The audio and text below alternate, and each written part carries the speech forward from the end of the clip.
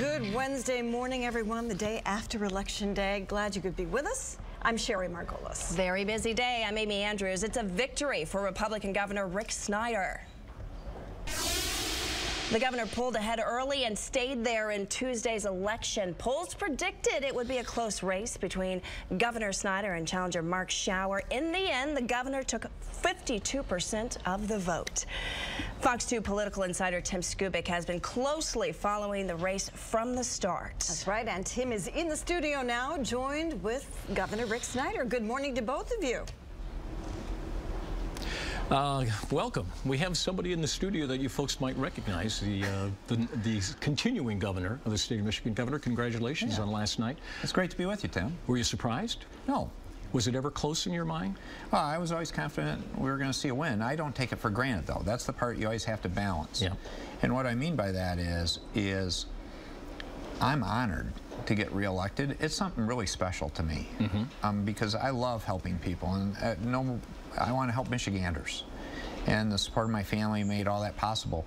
But I felt confident because as I talked to the citizens, when I was out doing the bus tour or doing town halls and just running into people. So a lot of people gave me a lot of positive feedback. Well, the polls said it was much closer than. Was there ever a moment when you said to yourself or to the First Lady, you know what, I could lose this thing?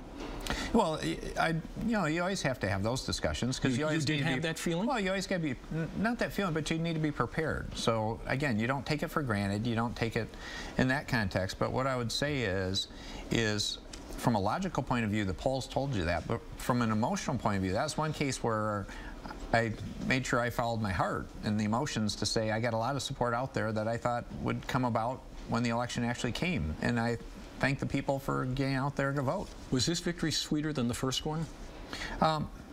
In terms of, yeah, really reaffirming what we've done. I mean, this is the thing. The reinvention was a theory then. It's a plan, a vision and a plan I had, but it hadn't been implemented yet. Because I knew one of the things about this, and that reflects some of the election results, is I knew I was going to have to do a lot of really tough stuff. And everybody liked the idea of reinvention until you start doing it. And then people don't like change when you actually ask for some sacrifices, and I had to ask for that, and I appreciate people going along with it. But after this, to say after this many years that people can still get fired up about what I'm doing, that was fabulous. What's the percentage of reinvention left to be done? Well, the good part is it transitions. A lot of the first wave was historical cleanup. I mean, dealing with the near term and the lost decade, and how many problems have we taken on that were 40, 50 years old? The Detroit situation, I mean, we're coming out of bankruptcy now. So the good part now, this is the more fun part. It's building, it's visioning, it's looking towards the future. Are you 80% there? I would say so. I mean, a couple big ones I would like to get wrapped up, and I'd still like to say comprehensive transportation road funding gets solved in my first term. Yeah. The question about going negative, you made a big point of that in your speech last night. You sort of went negative out of character when you called Mr. Schauer, accused him of using hogwash and flat-out lies, which was very strong language for you. Well, to put it in context, and I didn't personalize it towards him, but what I wanted to make clear, and I thought about this before I got to that point, is there's a difference between being negative and making sure the truth gets out. Because this was simply factual truth about my record for education funding. It was $10.6 billion. You've heard these numbers before. A couple of times. Before I took office, 11.7, the budget I just approved, and over $1 billion in between. So I don't view that as being negative. I believe that our citizens deserve honesty. Is it true that you were in a meeting where people told you, Governor, you've got to toughen up here and you've got to define yourself before they define you even more than they had already done? Well, I would say we probably had a period during the campaign where I got advice from a lot of people. That was part of the advice. Well, I got advice going both directions. So the interesting part is when people were giving me advice, half were on one side, half were on the other side, and it's like, well, the good part is hopefully you can see I stayed true to who I am. But I do appreciate all the support and advice because people are doing it because they care. I never want to be in a place where everybody agrees with you. Part of the power of Michigan is our great diversity, and let's leverage that so we can learn from each other. Will you be a different kind of governor in a second term vis-a-vis the conservatives sending you stuff that you may not like? Do you understand what I'm asking? Yeah, what I would say is I am who I am, and I'm going to continue to be I hope Rick Snyder, the governor, people elected, because people expect that out of me. And so I'm proud of what I've achieved. I want a strong partnership with the legislature, but we're, again, just like they like to say, we're independent branches of government, and we have our own perspective and role, and more often than not we agree and we do great stuff together. Occasionally we disagree. Quickly, will you reach out to labor? Yeah, I'm always willing to reach out to everyone. Will you call them in and say, let's bury the hatchet? Well, I haven't really gotten through the stage of saying who I'd sit down with, but this is something, I think I've proven this, and hopefully you've seen it, Tim, is I want to work with everyone. It's like part of the thing I'm proudest of is bringing Michiganders together, with Detroit being a great illustration. When I took office, how many decades has it been Detroit versus Michigan? That now when I go to I did the 3-day bus tour.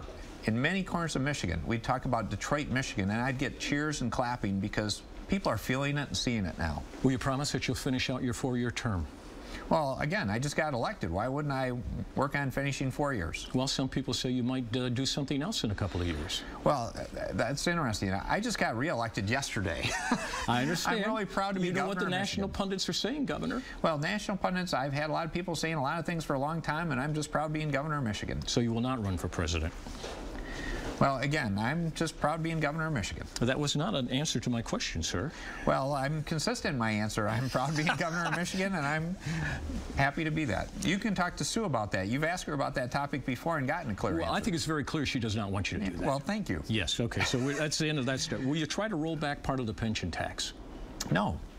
You're going to leave it as it is, despite people were upset with that and they complained about it. It's fair. And this is the part, well, you could again, still roll it back. Well, this is the part of sound bites versus substance, and this is part of the campaign issue if you stop and look at it. It was treating people different because of the type of income they got wasn't a fair answer. And the part that most people didn't see is we actually put in an exclusion up to $40,000 for seniors, regardless of their type of income. So that person that had a 401k or happened to be working still, they were paying the Michigan income tax while the people with a certain kind of pension weren't.